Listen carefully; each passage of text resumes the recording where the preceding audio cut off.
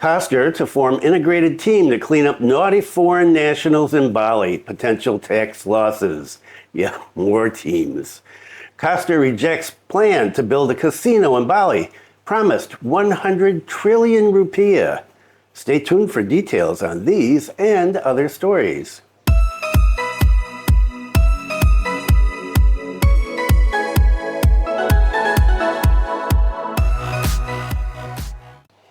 Selamat pagi. Welcome to the latest news from Bali, Indonesia. This is August 20th, 2025, and my name is Bruce. And what is the weather like today?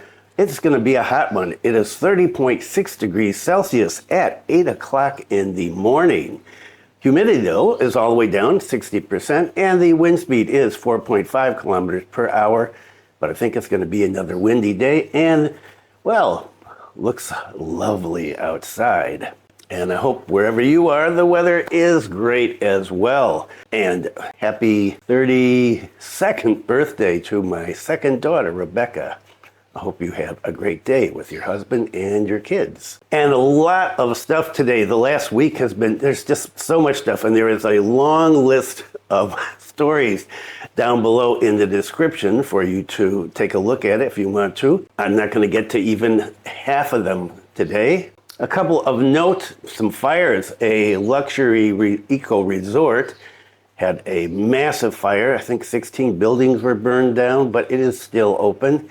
And fires going on over at the Bingen Beach where the demolition is continuing to go. And the fire there, a couple of buildings burning, and that has been viral. Okay, and so let's just get into this. Koster to form integrated team to clean up naughty foreign nationals or misbehaving foreign nationals in Bali, potential tax losses. Yeah, another team. Last week there was a team I talked about from immigration. Now Koster has a new team. To address the problem of the large number of misbehaving foreign nationals in Bali, the governor will form 5 integrated teams. The teams that will be formed will be focused on carrying out cleanup and order operations. The teams consist of a transportation team as well as teams to look at villas and houses that are rented to foreign tourists. This is data from the Minister of Tourism's meeting the other day. Thousands of foreign-owned villas are rented out to foreign tourists in their countries, and the potential loss in hotel and restaurant taxes is quite large, the governor said. Therefore, there will be another meeting with the Minister of Tourism to collect data and then investigate all villas and houses rented to foreigners. So if you've got a villa or house you're renting, you might see some government people there to check on you. If Badung and Denpasar are disciplined, the PHR increase will be even higher, reaching trillions, which is extraordinary, he stressed. The number of international tourists visiting Bali is projected to reach 6.4 million, while domestic tourists are projected to reach 13.9 million. This is higher than the number of foreign tourists in 2019 before the COVID-19 pandemic. The contribution of foreign tourists to Bali to the number of foreign tourists in Indonesia is 46%. So we get almost 50% of foreign tourists coming in here. Extraordinary. Thus, Bali tourism contributes foreign exchange of 107 trillion rupiah, or around 44% of Indonesia's total tourism foreign exchange of 243 trillion rupiah.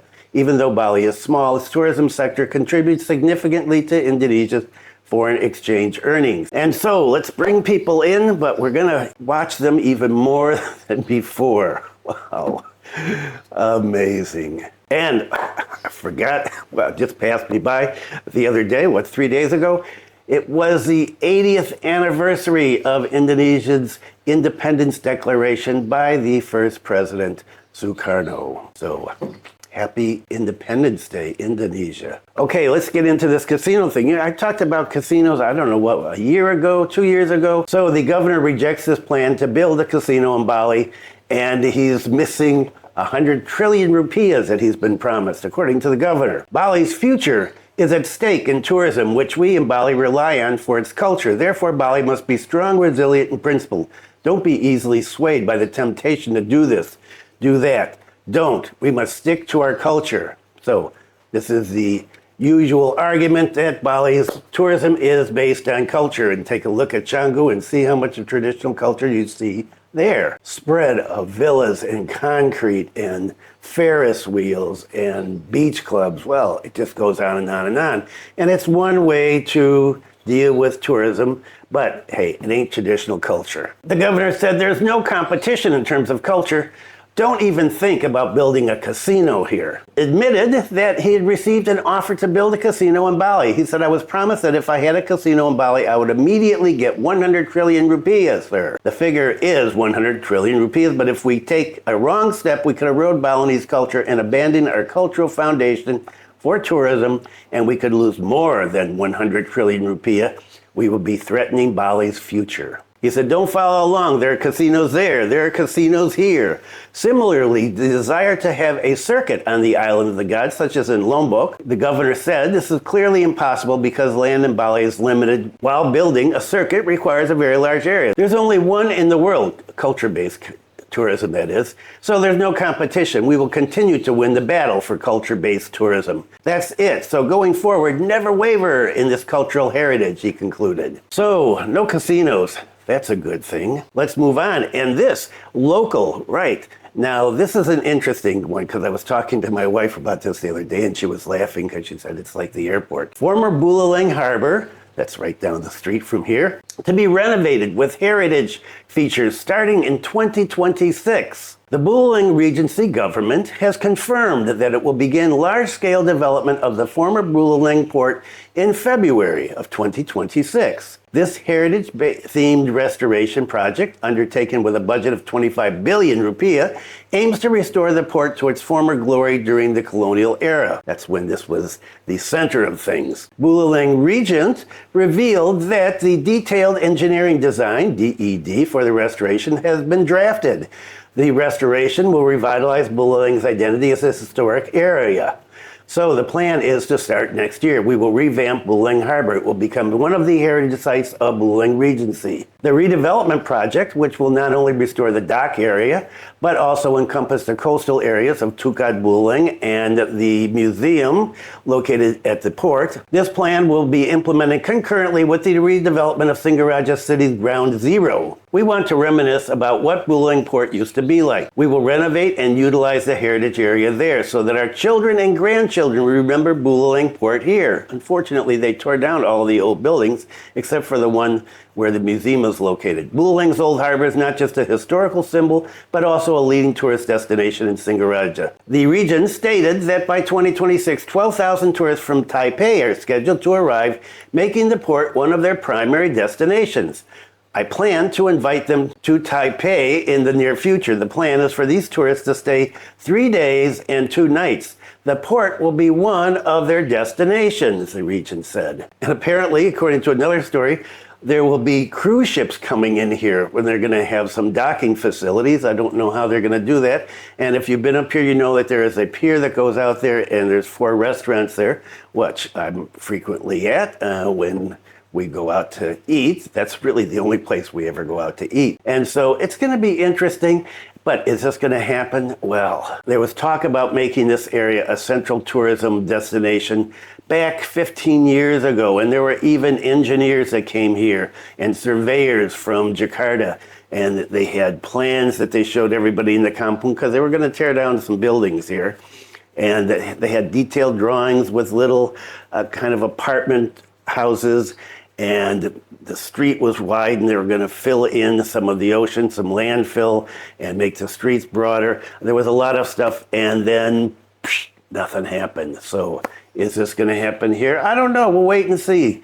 Stick around until February and see if anything happens. And some more on halting tourist projects, this time in Nusa Penida. Nusa Penida Sub-district Head halts 3 tourism projects. Nusa Penida Sub-district Head, along with Nusa Penida Public Order Agency, Satpol PP, and Ped Village officials, conducted monitoring at several locations on Friday. The team discovered that the construction of tourism facilities on the beach had not yet obtained permits. So they have been temporarily halted, these projects. The team discovered a villa and restaurant project complete with a swimming pool adjacent to the seawall. The project manager was unable to produce permit documents, surprise, surprise, and land status. The Nusa Penida Sub-district Head took decisive action, temporarily halting the project until further explanation was provided. The second facility, Kamara Nusa Penida, has a land title certificate, a business identification number, a standard certificate, and KBLI, a star-rated hotel, villa, and restaurant. However, building approval is still pending. The third facility is a resort with permits in the form of business permit and restaurant KBLI registration. However, the restaurant building extends to the beach. Nusa Penida Sub-district Head stated that this monitoring follows up on the Klungkung region's directive and responds to public input. Monitoring and checking tourism facilities along the beachfront, as well as recording the status of the land and the permits held, is our job. According to him, some entrepreneurs have not been able to produce the necessary documents, resulting in their projects being temporarily halted. His office has coordinated with the head of Klungkung Public Order Agency, Satpol PP, to invite the relevant parties to provide a more complete explanation. Previously, the Klungkung Regency Government had taken serious steps to improve the beaches for sustainable tourism in Nusa Penida. Most recently, the Klungkung Regency Government demolished unauthorized buildings, including the Beach Shack Cafe and a diving equipment storage warehouse. The demolition was led directly by the Klungkung region and deputy regent. The demolition followed up on previous mediation, which resulted in a win-win solution between the complainant and the accused, with the commitment to adjust the building. And government officials are combing Bali, looking for illegal villas and hotels and restaurants. And so when is this going to end? And what got this started in the first place? I don't know. The whole thing is pretty interesting. Okay, and on to drugs. And there was a new drug story that I just saw this morning. Didn't put in here, but there's a link down below. And in that case, this is a Peruvian woman there. This story was the other day. This is a Ukrainian woman. Wow, Ukrainian girl smuggles blue sapphire, faces death penalty. But turns out this drug is deadly. A 21-year-old Ukrainian woman faces a death penalty. She's accused of smuggling large quantities of narcotics and being involved in an international syndicate. She also faces the evidence of a new highly lethal form of 4-CMC. This dangerous psychoactive substance is nicknamed blue sapphire. Boy, I'd never heard of this before. According to the official website of the National Narcotics Agency, this drug usually comes in blue liquid resembling sapphire, but it can also appear in other forms, such as clear, yellow, or brown liquids, or a white crystalline powder similar to bath salts. While the name sounds beautiful, its effects can be fatal within hours. The National Narcotics Agency identified blue sapphire as a synthetic derivative produced in a laboratory. Its effects are similar to meth and ecstasy, but it damages organs much more rapidly. The narcotic detected entered Indonesia in 2017, but it only was discovered in Bali this year. On the black market, 4-CMC is often marketed under the trade name Snow White and is easily mixed into both alcoholic and non-alcoholic beverages. Symptoms experienced by users include euphoria, hallucinations, paranoia, high blood pressure, kidney failure, liver damage, seizures, coma, and even sudden death. After being handed over to the National Narcotics Agency, the Customs and Immigration officers at the airport successfully thwarted the smuggling of 2 kilograms of 4-CMC on Sunday, the 3rd. A physical examination of the woman revealed a neatly wrapped package of white solids. Laboratory tests confirmed the substance was 4-CMC, a new type not yet widely distributed in Indonesia. She admitted to coming to Bali specifically to distribute drugs to foreign tourists. Investigators suspect that she is a courier for a transnational drug syndicate exploiting tourist routes.